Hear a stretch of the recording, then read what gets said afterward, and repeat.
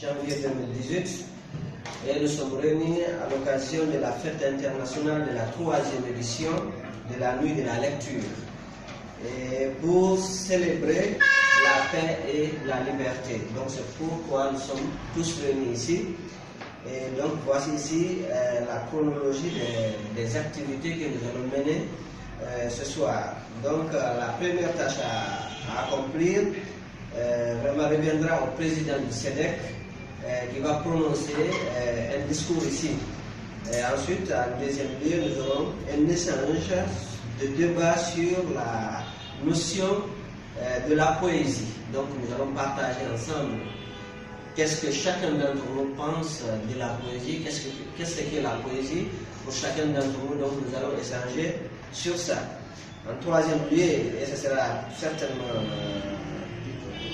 nous allons faire vraiment ce qui nous réunit ici tous, ce sera la déclamation du poème. Un poème qui a été écrit par Paul Éluard. Et après cela, nous allons clôturer l'événement. Donc sans plus tarder, nous allons commencer par le premier point. Nous allons passer la parole à monsieur le président du SEDEC qui va nous lire son discours. Certainement qui sera poétique parce que nous sommes réunis ici à cause de la poésie. Ouais. Merci bien, mesdames et messieurs, chers élèves, chers représentants des associations culturelles, distingués invités.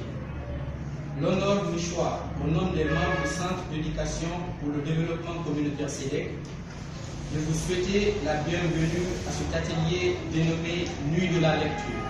L'association Culture Pièces Détachées, CPD, en partenariat avec le ministère de la Culture français pour célébrer cette 3e édition de la Nuit de la lecture.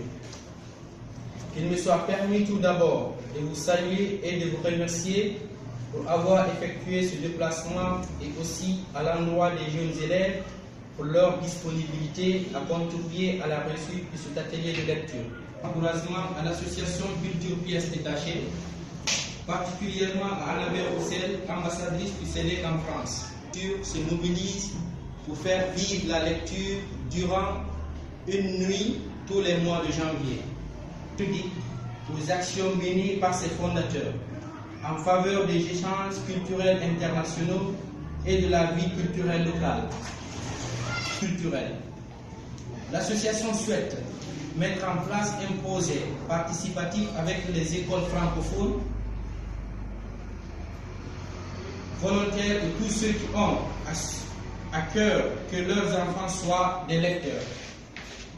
L'enjeu pour cette association est de marquer les esprits en rappelant que la culture et la lecture passent tout d'abord par une alphabétisation de qualité et massive, sans laquelle ni la lecture, ni la culture, ni la démocratie ne peuvent s'exercer à notre époque.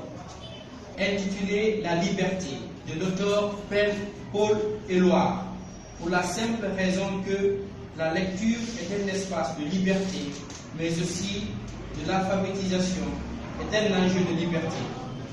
Mais elle sera célébrée dans quelques pays francophones, notamment la France, la Guinée, le Haïti, le Niger et le Congo.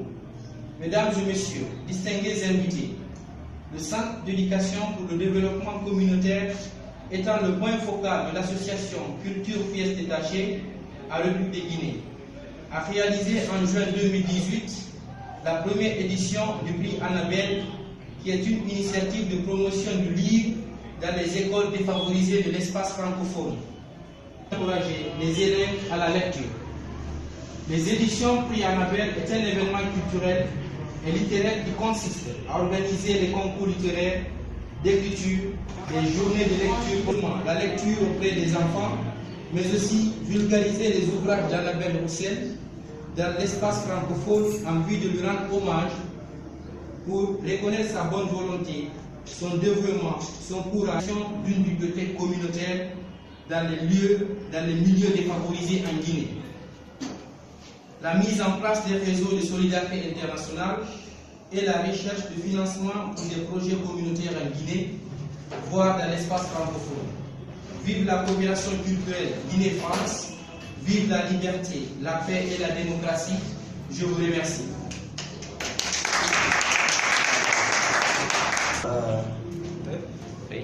du SEDEC. Nous allons maintenant passer au second point. Il s'agit d'échanger là sur la notion de la poésie. Qu'est-ce que chacun de nous pense de la poésie? Quelle définition chacun de nous a de la poésie? Ensuite, nous passerons au troisième point. Maintenant, je ne sais pas par où je vais commencer. Peut-être, je vais donner la parole à Monsieur le Président du SEDEC. Il va un peu nous dire ce qu'il pense de la poésie. Voilà, bonsoir à tout le monde. On est réunis là pour échanger autour d'une notion qui est capitale, qui est d'ailleurs la poésie. Et cette notion, elle remonte de loin. Ça, c'est depuis l'Antiquité. La notion de poésie a existé. Mais au fil du temps, il y a eu des débats autour de cette question. Ça a opposé des écrivains, des poètes. Pourquoi? Parce que dès le Moyen-Âge, il y avait des écrivains, poètes, il y avait une poésie descriptive. Donc il faut faire une poésie qui décrit des choses.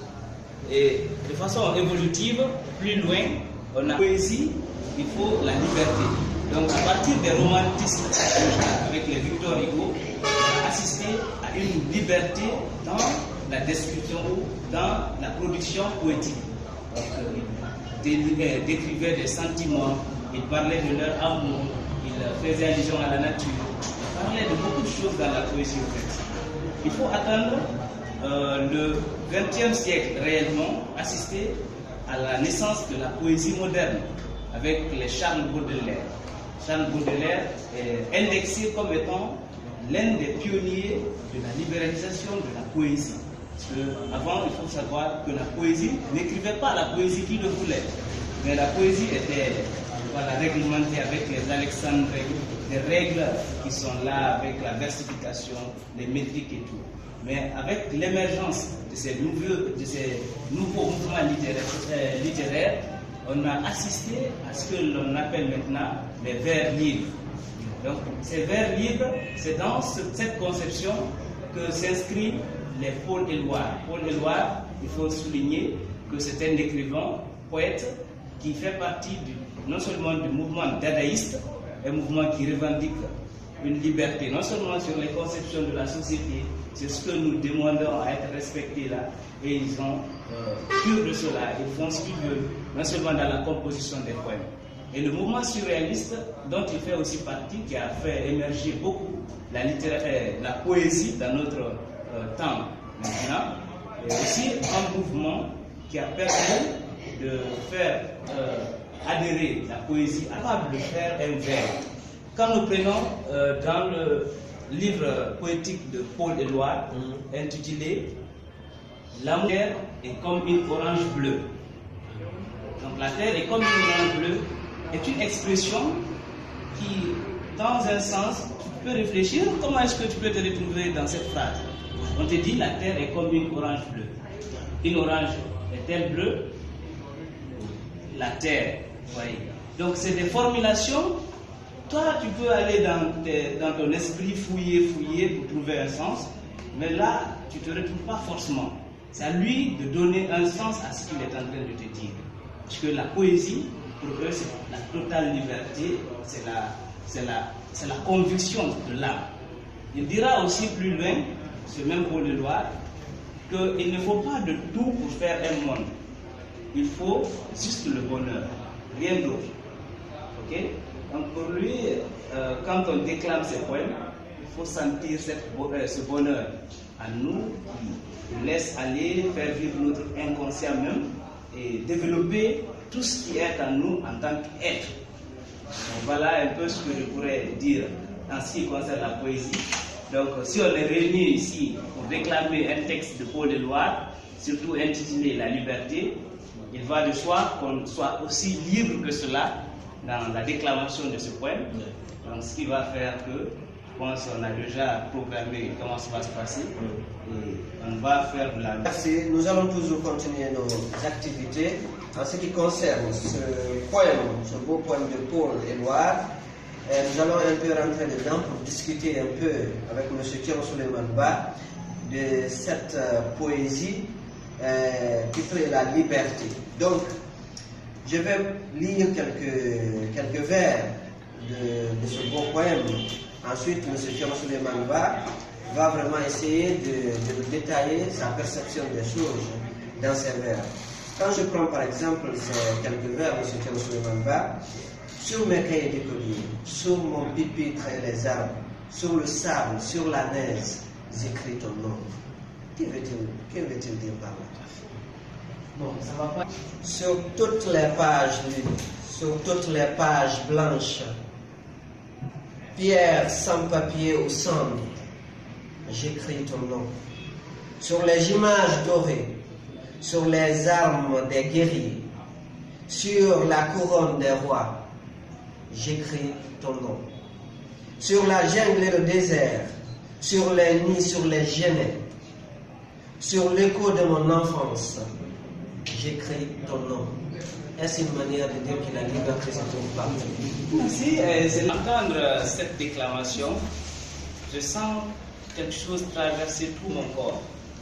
C'est comme si j'étais rempli de bonheur. Je sens que Paul Éluard veut faire allusion à une liberté qui est omniprésente à lui, qui l'habite, qui est autour de lui, au-dessus de lui, devant lui, derrière lui, qui est partout dans la nature. Il dit sur les pages blanches, sur la neige, sur les genêts, surtout sur les fronts, sur les mains qui se tendent. Surtout, il sent la liberté. Il écrit la liberté, ou il voit la liberté. Il y a un écrivain qui a écrit sur lui, sur l'auteur en question, Paul Éluard. Il dit Paul Éluard pour la vie maintenant. C'est-à-dire que Paul Éluard a une conception de vivre la vie maintenant. Une conception se dit non seulement dans les vers, entre les vers, parmi les vers et au sein des vers. Et c'est dans un texte ou un poème où les vers se renversent. Vous avez vu que Paul Éluard, la cure des règles qui sont imposées, il fait allusion à des choses. Est-ce que tu peux écrire voilà, sur quoi il fait allusion à des choses, toi-même tu te dis, oui, c'est bien possible, parce que c'est dans sa tête, c'est dans sa conception. Alors, c'est ça aussi la poésie, la liberté. Maintenant, nous allons donner la parole aux enfants et ils vont déclamer ce beau poème de Paul Éluard. Nous allons commencer par Seydou Ba. Il va nous lire il va déclamer quelques vers de ce poème. Seydou Ba. Sur mes cahiers de collier, sur mon pupitre et les arbres, sur le sable, sur la neige, j'écris ton nom. Sur toutes les pages lues, sur toutes les pages blanches, pierre sans papier ou cendre, j'écris ton nom. Sur les images dorées, sur les armes des guerriers, sur la couronne des rois, j'écris ton nom. Sur la jungle et le désert, sur les nids, sur les gènes, sur l'écho de mon enfance, j'écris ton nom. Sur les merveilles des nuits, sur le pain blanc, des journées, sur la saison fiancée, j'écris ton nom. Sur tous mes chiffons d'azur, sur l'étang soleil moisi, sur le lac viande, sur le lac lune viande, j'écris ton nom. Sur les champs, sur l'horizon, sur les ailes des oiseaux, sur le moulin des aurores, j'écris ton nom. Sur chaque bouffée d'aurore, sur la mer, sur le bateau, sur les montagnes des mantes, j'écris ton nom. Sur la mousse des nuages, sur la sueur de l'orage, sur la pluie épaisse et fade, j'écris ton nom. Sur les formes scintillantes, sur les cloches des couleurs, sur la vérité physique, j'écris ton nom. Sur les enfants, sur les sentiers élevés, sur les routes déployées, sur les places qui débordent, j'écris ton nom. Nous allons continuer la déclamation du poème de Paul Éluard. Merci à Seydou Ba qui vient de nous faire cette déclaration. Nous allons passer maintenant la parole à Fatma Kabir. Elle va aussi nous déclamer la deuxième partie de ce beau poème. Fatima. Sur la lampe qui s'allume, sur la lampe qui s'éteint, sur mes maisons réunies, j'écris ton nom.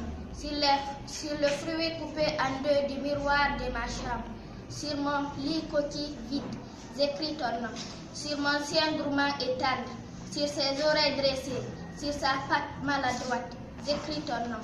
Sur le tremplin de ma porte, sur les objets familiers, sur le flot du feu béni, j'écris ton nom. Sur toute chair accordée, sur le front de mes amis, sur chaque main qui s'étend, j'écris ton nom. Sur la vitre des surprises, sur les lèvres attentives bien au-dessus du silence, j'écris ton nom. Sur mes refuges détruits, sur mes phares écroulés, sur les murs de mon ennemi, j'écris ton nom. Sur l'absence sans désir, sur la solitude nue, sur les marches de la mort, j'écris ton nom. Sur la santé revenue, sur le risque disparu, sur l'espoir sans souvenir, j'écris ton nom. Et par le pouvoir d'un mot, je recommence ma vie.